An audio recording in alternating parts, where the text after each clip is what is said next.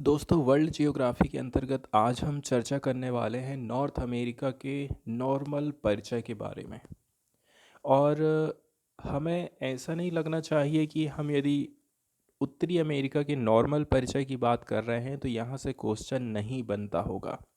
सबसे ज़्यादा जो संभावना रहती है इसी पोर्शन से रहती है, क्योंकि जियोग्राफी में मैप पर आधारित जो चीज़ें रहती हैं, बड़ी बड़ी लोकेशन को ही ज़्यादातर पूछा जाता है। इसलिए सबसे पहले यदि हम नॉर्थ अमेरिका की बात करें तो उत्तरी अमेरिका अफ्रीका और एशिया के बाद विश्व का तीसरे नंबर का सबसे बड़ा महाद्वीप है। अब यदि हम इसके चारों तरफ जाएं, उत्तर की तरफ में जाएंगे तो आर्कटिक ओशियन पड़ जाएगा, और यदि हम इसके पश्चिम की तरफ में जाएंगे तो नॉर्थ पैसिफिक ओशियन है, मतलब उत्तरी प्रशांत महासागर है। और यदि हम पूरब की तरफ में जाते हैं तो आप देख सकते हैं नॉर्थ अटलांटिक ओशियन है। और नीचे की तरफ में यदि हम जाएंगे तो साउथ अमेरिका पड़ता है। इसके अलावा भी यहाँ पर कई सारी खाड़ियाँ हैं, कई सारी जलसंधियाँ हैं, कई सारे सागर हैं जो कि इसको घेरे हुए हैं। जैसे कि ऊपर की तरफ यदि हम जाएं, एशिया एंड यदि हम नॉर्थ अमेरिका की बात करें तो यहाँ पर आप देखिए, ये वाला जो हिस्सा है बेरिंग स्ट्रेट के माध्यम से अलग हुआ है। सेंट लॉरेंस आइलैंड है यहाँ पर। और एशिया से कैसे करके अलग है, बेरिंग जल संधि के माध्यम से नॉर्थ अमेरिका अलग हुआ है। और कुछ महत्वपूर्ण लोकेशन की यदि हम बात करें, जैसे कि लेब्राडोर सागर। लेब्राडोर जो सागर है ग्रीनलैंड एंड नॉर्थ अमेरिका वाले हिस्से को अलग करने का काम करता है। एक और जल संधि है डेविस स्ट्रेट। यदि हम लेब्राडोर सागर के और आगे तरफ में बढ़ते हैं तो ग्रीनलैंड एंड नॉर्थ अमेरिका के दो जो जल राशियाँ दो जो प्लेसेस हैं उनको अलग करने का काम करती है ये। इसके बाद यदि हम इसका राजनैतिक नक्शा देखें तो यहाँ पर आप देख सकते हैं अलग अलग कंट्रीज़ में ये महाद्वीप बटा हुआ है और ज़्यादा कंट्रीज़ इसमें आते भी नहीं हैं। कनाडा का हिस्सेदारी आप देख सकते हैं कितने बड़े एरिया में ये फैला हुआ है। ऊपर में कनाडा है, बीच में यूनाइटेड स्टेट है, और ये ऊपर की तरफ यदि आप नॉर्थ की तरफ में जाते हैं तो ये वाला हिस्सा भी जो है उत्तरी यूनाइटेड स्टेट ऑफ अमेरिका ने ले लिया है। और नीचे की तरफ यदि हम आते हैं तो मैक्सिको पड़ता है। एंड और नीचे की तरफ में यहाँ पर सेंट्रल अमेरिका के तौर पर इसको दर्शाया गया है। और फिर से महत्वपूर्ण यदि हम महासागरों की बात करें तो पैसिफिक ओशियन पड़ जाएगा इसका। यदि हम इसके पश्चिम और नीचे वाले हिस्से की तरफ में पूरा देखेंगे तो यदि हम इसके पूर्व वाली की तरफ में जाएंगे तो अटलांटिक ओशियन है, ऊपर की तरफ में जाएंगे तो आर्कटिक ओशियन पड़ जाता है। इसके बाद नेक्स्ट वाला जो हिस्सा यहाँ पर हम देखने वाले हैं नॉर्थ अमेरिका को, इस हिस्से के अंतर्गत हम देखेंगे कि यहाँ पर कौन कौन सी महत्वपूर्ण रेंजेस हमको देखने को मिलती हैं, कौन कौन से पहाड़ हैं, कौन कौन सी पर्वत श्रेणियाँ हैं। इनको यहाँ पर मोटे मोटे तौर पर हम देखने वाले हैं। शुरुआत यदि हम नॉर्थ से चालू करें, ऊपर से चालू करें तो ब्रुक्स रेंज आपको देखने को मिल जाएंगी। ठीक है, ब्रुक्स पर्वत श्रेणियाँ आपको सबसे ऊपर में देखने को मिलेंगी। उसके बाद कुछ कुछ जगहों की यहाँ पर जैसे माउंट चैम्बरलिन, इसकी हाइट दिखाई गई है कि 2749 समुद्र लेवल से इसकी हाइट रहेगी। इसके बाद अलास्का रेंज और ब्रुक्स रेंज की बात करें तो दोनों पर्वत श्रेणियों के बीच में से आप देखेंगे एक यूकॉन रिवर बह रही है। अब यहाँ पर इनको आपको सीक्वेंस वाइज याद रखना है। कभी कभी क्या है, नंबरिंग कर दी जाती है और हमसे पूछा जाता है कि एक नंबर में कौन सा पर्वत श्रेणी आएगी, 2 नंबर में कौन सी पर्वत श्रेणी आएगी। ठीक है, तो सबसे ऊपर यदि हम जाएंगे तो ब्रुक्स रेंज है, फिर नीचे में आ जाता है अलास्का रेंज, और फिर यदि हम नीचे आते हैं तो मैकेंजी माउंटेन हमको देखने को मिलेगा। इसके बाद और भी यदि हम नीचे की तरफ आते हैं तो सबसे लंबे रूप में यहाँ पर फैले हुए हैं रॉकी माउंटेन्स। एंड यदि हम बॉर्डर की तरफ चले जाएं, पश्चिम की तरफ में चले जाएं, पैसिफिक ओशियन की तरफ बढ़ेंगे तो कैस्केड रेंज पड़ जाती हैं। और cascade range and Rocky mountain के बीच में कोलंबिया प्लेटू, कोलंबिया का पठार लोकेटेड है। और नीचे जाते हैं हम तो कोलोराडो का पठार पड़ेगा। एंड ये जो हाइट वाला एरिया आप देख रहे हैं ना रॉकी माउंटेन का, उसी हाइटेड एरिया से कोलोराडो के पठार के किनारे किनारे से ये रियो ग्रांडे रिवर होकर के गुजर रही है और गल्फ ऑफ मैक्सिको में अपने पानी को गिराती है।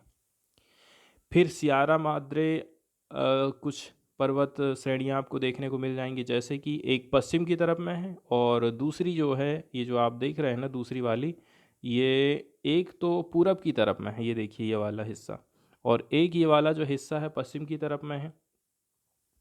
तो सियारा माद्रे ओरिएंटल पूर्वी वाले तट के किनारे हो गया और सियारा माद्रे ऑक्सीडेंसल किस तरफ हो गया, पश्चिमी तट पर जो रिलेटेड हाइट वाला एरिया है उसको यहाँ पर बताया गया। इसके बाद नदियों को भी कभी कभी नंबरिंग कर दिया जाता है और पूछ लिया जाता है कि आप इन नदियों के नाम बताइए। अब जैसे हम यदि नॉर्थ की तरफ में जाते हैं तो यूकॉन रिवर है, ठीक है, ये भी माउंटेनियस एरिया से गिरी हुई है और बेरिंग सागर में जाकर के अपने पानी को गिराती है। इसके बाद यहीं पर हमको मैकेंजी रिवर भी दिखाई दे रही है और ये भी कहाँ से निकली हुई है, इसका जो एरिया है आप देखिए ये भी Mackenzie mountain and Rocky mountain यहीं बीचों बीच में पहाड़ियों से होते हुए ये कहाँ जा रही है, ब्यूफोर्ट सागर में अपने पानी को गिरा रही है।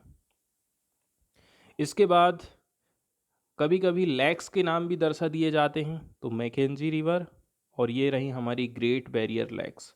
उसके नीचे और यदि हम जाएंगे तो ये वाला जो हिस्सा है आपको ग्रेट सेव लेक है, और उसके नीचे यदि जाएंगे तो अथा बास्का झील पड़ती हैं, और नीचे की यदि हम तरफ जाएंगे तो ये वाला जो हिस्सा है लेक विनिपेग है। सबसे शुरू में ग्रेट बैरियर लेक, सेकंड में है स्लैव लेक, फिर है अथाबास्का, फिर है लेक विनिपेग। तो great barrier lake, slave lake, Athabasca and great Winnipeg lake, इस प्रकार से इसकी नंबरिंग होने वाली है। और नीचे की तरफ यदि हम बढ़ते हैं तो फिर नॉर्थ अमेरिका की सबसे महत्वपूर्ण ग्रेट झीलें आ जाती हैं, और फिर यहाँ पर देखिए आप महत्वपूर्ण नदियों के नाम देख सकते हैं आप, यहाँ की है मिसौरी है, आर्कनास है, मिसिसिपी है एंड ओहियो। ये सब निकली हुई हैं पहाड़ी एरिया से और कहाँ पर आकर के अपने पानी गिराएंगी, गल्फ ऑफ मैक्सिको या फिर अटलांटिक ओशियन में अपने पानी को गिराती हैं। एक जो महत्वपूर्ण लोकेशन है वो अल्पेशियन माउंटेन है, अल्पेशियन पर्वत श्रेणी है, लंबी लंबी इस प्रकार से ये फैली हुई। अब यदि यहाँ पर हम थोड़ा सा माउंटेन वाले हिस्से को अलग कर दें, रिवर वाले को अलग कर दें, झीलों को अलग कर दें, तो ये वाला जो मैप आप देख रहे हैं यहाँ पर अमेरिका के, नॉर्थ अमेरिका के सबसे महत्वपूर्ण जो लोकेशन है वहाँ के पर्वत श्रेणियाँ उसको दर्शाया गया है। फिर से यदि हम शुरुआत करते हैं ऊपर की तरफ से तो ब्रुक्स रेंज पड़ती है, एंड उसके नीचे में हमको अलास्का रेंज देखने को मिलता है।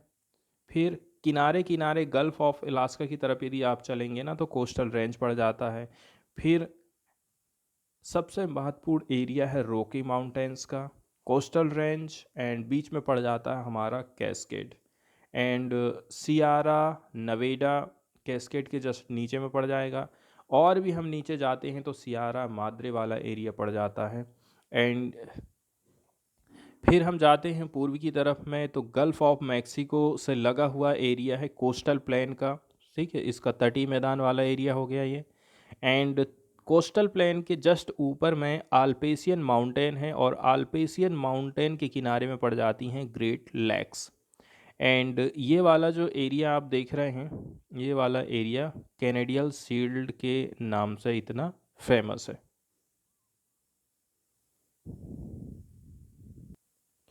इसके बाद थोड़े से नोट्स हम देख लेते हैं नॉर्थ अमेरिका के बारे में, काफ़ी महत्वपूर्ण जानकारी यहाँ पर हमको ओवरऑल हासिल होती है। जैसे कि नॉर्थ अमेरिका जो है थर्ड लार्जेस्ट कॉन्टिनेंट माना जाता है आफ्टर एशिया एंड अफ्रीका। पहले नंबर पर एशिया हो गया, अफ्रीका हो गया सेकंड नंबर पर, फिर आ जाता है अपना नॉर्थ अमेरिका। इसका जो एरिया है 24 मिलियन स्क्वायर किलोमीटर का पड़ जाता है। इसकी बॉर्डर हम देख चुके हैं, जैसे कि नॉर्थ में आर्कटिक ओशियन पड़ा था, पूर्व में अटलांटिक ओशियन पड़ा था, वेस्ट एंड साउथ की तरफ जाएंगे तो पैसिफिक ओशियन था, एंड साउथ और ईस्ट की तरफ में जाएंगे तो south American and the Caribbean सागर पड़ जाता है। एक और यहाँ पर बात बताई जाती है कि यहाँ पर जो है लगभग 5 टाइम जोन पड़ते हैं नॉर्थ अमेरिका में, एंड जो ट्रॉपिक ऑफ कैंसर है एंड जो आर्कटिक सर्किल है ये इस कॉन्टिनेंट से होकर के गुजरता है, एंड जो 100 वाला लॉन्गिट्यूड लाइन है वो सेंटर ऑफ द कॉन्टिनेंट से होकर के गुजरता है, इसको कटिंग करने का काम करता है।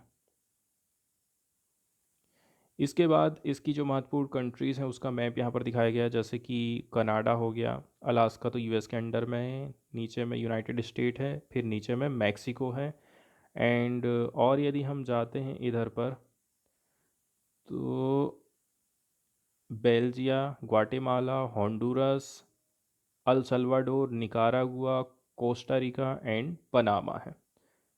और नीचे से फिर आप देखेंगे दूसरा यहाँ पर चालू हो जाता है पनामा, एंड पनामा कैनाल ने क्या काम कर दी है, साउथ अमेरिका को अलग कर दी है नॉर्थ अमेरिका के साथ में। ये इसके टाइम जोन यहाँ पर दिखाए गए हैं, आप देख सकते हैं। इसके अलावा जो हम 5 टाइम जोन की बात कर रहे थे वो अलग अलग बांटा गया है, यहाँ पर आप देख सकते हैं। Pacific, mountain, central and eastern area में कितना कितना टाइम परिवर्तन आपको देखने को मिल जाता है।